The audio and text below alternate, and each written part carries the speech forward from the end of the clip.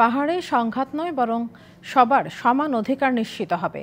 BNP এমনটাই প্রত্যাশা করে বলে মন্তব্য করেছেন দলটির ভাইস চেয়ারম্যান শামসুজ্জামান দুদু। রবিবার দুপুরে জাতীয় প্রেসক্লাবে বাংলাদেশের পার্বত্য চট্টগ্রাম সমস্যা ও উত্তরণে রাজনৈতিক ভাবনা শীর্ষক আলোচনা সভায় তিনি আরও বলেন, আদিবাসীরা সারা দেশে ছড়িয়ে আছে। তারা বাংলাদেশে থেকে বাংলাদেশের মানুষের বিরুদ্ধে অস্ত্র ধরবেন, এটি হতে পারে না। পার্বত্য অঞ্চলে কারা অশান্তি করেছে তা পরিষ্কার। ওখানে শুধু পাহাড়িরা থাকবে, বাঙালিরা থাকবে, এটা ঠিক না। এনজিওগুলো পাহাড়ের সমস্যা জিইয়ে রাখতে চায় বলে অভিযোগ শামসুজ্জামান দুদুর।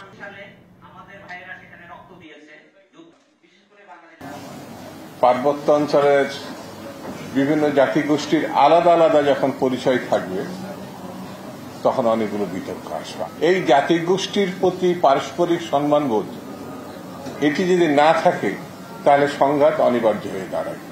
যেমন পার্বত্য অঞ্চলে শুধুই তারা থাকবেন, অন্যরা কেউ থাকতে পারবে না, এই দৃষ্টিভঙ্গি নানা প্রকারের সংকট তৈরি করতে পারে।